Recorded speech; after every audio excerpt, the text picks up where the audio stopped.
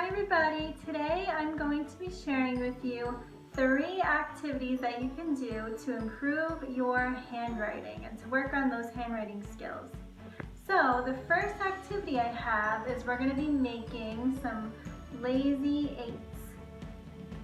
So I have my whiteboard here that you can put on your wall. It's best to do this, I think, on a vertical surface. It works on crossing your midline. It works on putting your wrist in an extended position. It also works on your shoulder range of motion, especially if you have it a little bit higher, and strengthening throughout your shoulders. So I'm going to start with one color. Let's see, we're going to start in the middle, and we're going to go around like you're making a sideways 8. You want to do it a few times, then you could switch colors. So let's see, we'll do some blue here. Remember to start in the middle. You could even put like a line in the middle so that you know where to start. And this is a really good warm-up activity.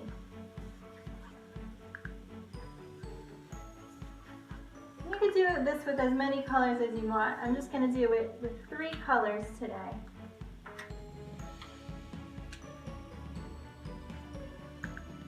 Pink here. Pick your favorite colors, whatever ones you like.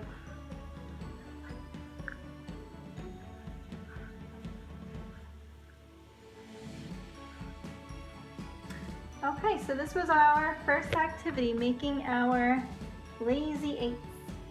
So the next game we're going to play involves using these little chips that have different letters on them. If you don't have like letter chips like this, you could always just use pieces of paper and write different letters, both in uppercase and lowercase, and then turn them upside down. And there's a lot of different games you could play with this. I'm going to show you on a whiteboard, but if you have paper at home, anything that you have to use. We're going to take a letter, we're going to flip it over, and so I have the letter E. So you could play the game by just writing the letter that you pick up on a board or on your paper. You could also play it by picking up a letter. So I picked up another letter E, and you could think of the lowercase version. So let's see. The lowercase version of letter E looks like this. So if you have a capital letter, I have a capital E, so I'm thinking of the opposite. So let's see here. If we have a capital O, we're going to do a lowercase o.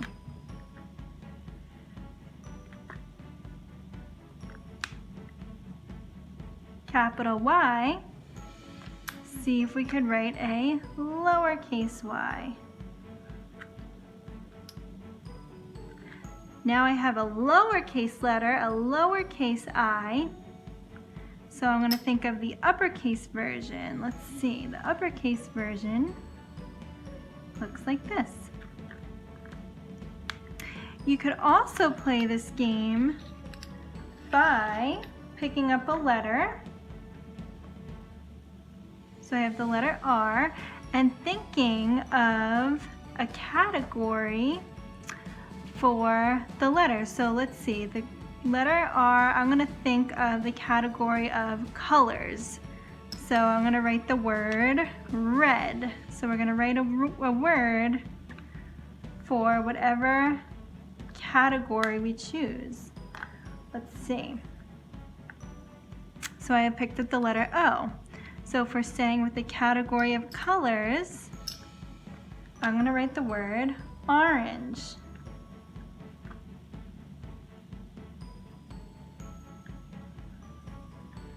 Another way we could play this game is we could pick up a letter.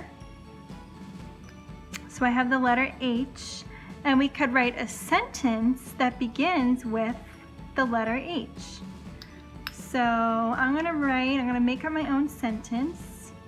He went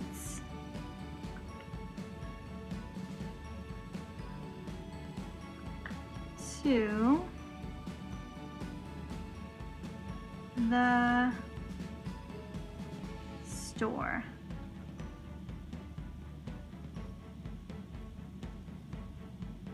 So this was another game that you could play to work on your handwriting skills.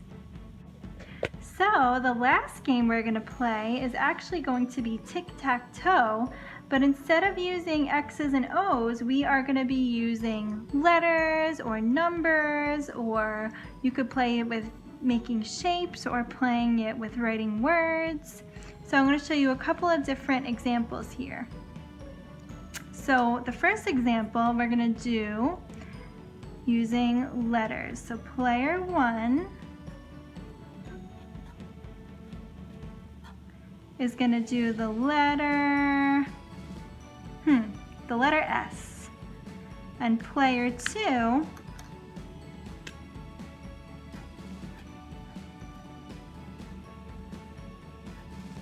is going to be the letter B. So we'll do uppercase letters this time. And let's say, take turns playing. I'm sure many of you have played tic-tac-toe before, right? You have to try to get 3 in a row.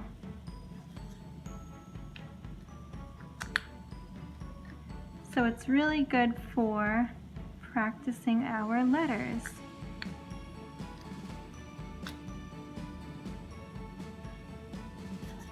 Oh, tic-tac-toe, 3 in a row. So that is one way you could play. Another way you could play it is if you, let's say you are practicing letters B and D, lowercase b and lowercase d. This could be really good for a child who maybe is struggling with recognizing the difference between letter B and letter D. So let's see, player 1 is going to be B, lowercase b, and player 2 is going to be lowercase d. So this is a really good game. So take turns, right?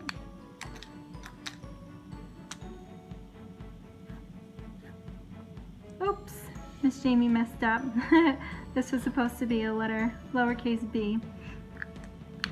See, it gets confusing, right? It's a little bit of a tricky game. Okay.